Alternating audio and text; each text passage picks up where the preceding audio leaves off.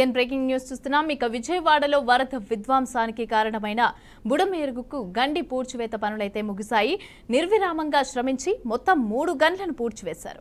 దీంతో సింగ్ నగర్ కి వరద ప్రభావం అయితే తగ్గింది. బుడమేరు ఎడమ కాల్వకి గండి పడటంతో 4 రోజులుగా రెస్క్యూ ఆపరేషన్ అయితే కొనసాగుతోంది.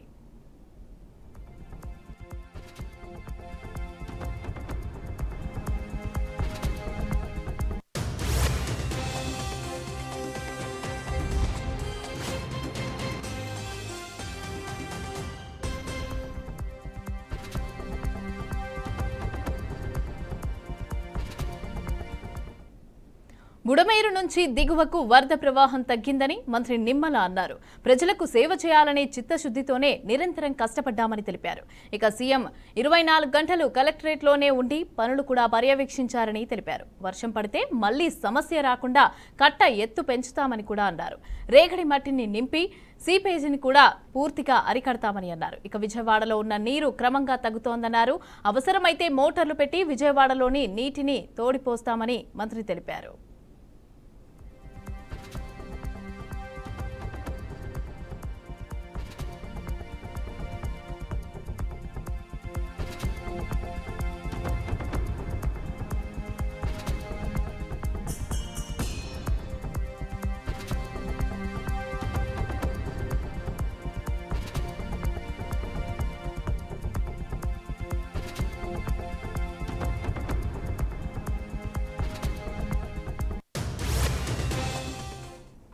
రైట్, బుడమేరు వాగుకి సంబంధించి అయితే గన్లను పూడ్చివేశారు. ఇక సీఎం దగ్గరుండి పర్యవేక్షించి మరి ఈ పూడ్చివేత పనులు అయితే జరిగాయి.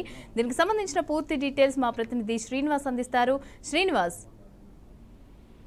మమత బుడమేరుకి సంబంధించిన 3వ గండి ఏదైతే ఉందో 3వ గండి కూడా పూడ్చివేయడం జరిగింది. అయితే బుడమేరు గండు పూడ్చివేత పనులు గత 24 గంటలుగా నిర్విరామంగా సాగాయని చెప్పుకోవచ్చు. దీనికి సంబంధించి ప్రత్యేకమైనటువంటి మిలిటరీ ఇంజనీర్స్ ఎవరైతే ఉన్నారో వాళ్ళ ద్వారా 3వ గండి పూడ్చడం కూడా జరిగింది. దాదాపు 90 మీటర్లు ఉన్నటువంటి ఈ 3వ గండిని అంత అతి కష్టం మీద పూడ్చారని కూడా చెప్పుకోవచ్చు. మొదటి 2 గంటలు కూడా ఆంధ్రప్రదేశ్ ఉన్నటువంటి ఏదైతే సాంకేతిక పరిజ్ఞానంతో కావచ్చు, అదేవిధంగా ఇక్కడ ఉన్నటువంటి నిపుణులతో కావచ్చు, బుడమేరు 2 గేట్లు కూడా పూడ్చేయడానికి చాలా ఈజీగానే ప్రభుత్వం త్వరగతిన చర్యలు తీసుకుందని చెప్పుకోవచ్చు. తొందరగానే వాటిని పూర్తి చేసుకోవచ్చు. మరో పక్క నుంచి బుడమేరుకి వరద ఉధృతి పెరుగుతున్న నేపథ్యంలో కూడా బుడమేరుకి ఆ గండ్లు పూడ్చడం అంటే అంత సాధ్యమైనటువంటి విషయం కాదు. దీని మీద నిపుణులు ఎవరన్నా వచ్చి దాని మీద బుడమేరు 3వ గండి పూడ్చాలనే నేపథ్యంలో కూడా మిలిటరీకి సంబంధించినటువంటి ఏదైతే ఈ ఇంజనీర్స్ ఉంటారో వాళ్ళ ద్వారా కూడా 3వ గంటికి సంబంధించి నిర్విరాయంగా శ్రమించారని చెప్పుకోవచ్చు. అయితే నిన్న నుంచి నిరంతరాయంగా సాగినటువంటి 3వ గండి పూడ్చివేత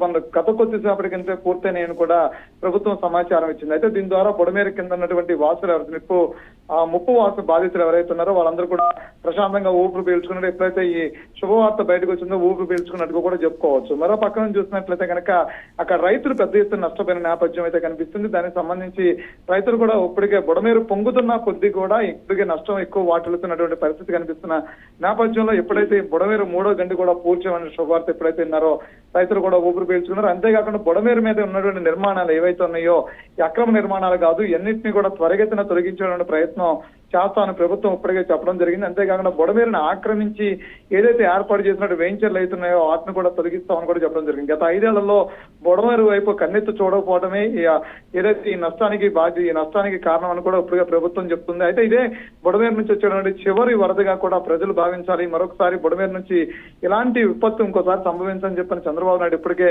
చెప్పడం కూడా జరిగింది. ఆ విధంగానే ఆదేశాలు కూడా జారీ చేశారు. ఏదేమైనప్పుడు కూడా బుడమేరుకు సంబంధించినటువంటి ఏదైతే 3వ గండి ఉందో ఈ గండి పోడ్చడం కూడా విజయవాడ నగర ప్రజలు బుడమేరు కింద ఉన్నటువంటి నిర్వాసితులు ఎవరైతే ఉన్నారో వాళ్ళందరూ కూడా నేపథ్యం కూడా కనిపిస్తుంది. Right, thank you Srinivas.